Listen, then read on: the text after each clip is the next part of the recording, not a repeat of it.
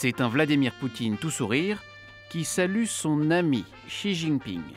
Deuxième visite en 6 mois pour le président russe en Chine, sa première depuis le début de son nouveau mandat.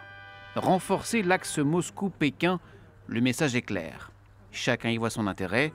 Pour la Chine, fidéliser ses partenaires commerciaux alors que Washington mène une guerre économique contre Pékin. Et pour la Russie, obtenir le soutien chinois dans sa guerre, celle-ci bien militaire, en Ukraine. Bien que certaines actions visent à freiner notre développement, certaines actions de pays tiers, le volume des échanges commerciaux continue de croître à un bon rythme. Le développement stable des liens entre la Chine et la Russie ne bénéficie pas seulement aux intérêts des deux pays et de leur population, mais il est également propice à la paix, à la stabilité et à la prospérité de cette région et du monde. En proie à de lourdes sanctions internationales, la Russie compte plus que jamais sur la Chine comme un partenaire économique crucial.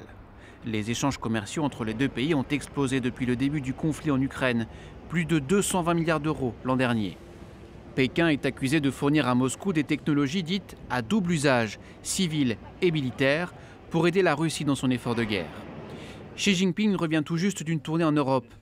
Il y a défendu le droit de maintenir des liens économiques normaux avec son voisin russe, mais par crainte de voir de nouvelles entreprises sanctionnées par Washington, la Chine affiche officiellement sa neutralité dans la guerre en Ukraine.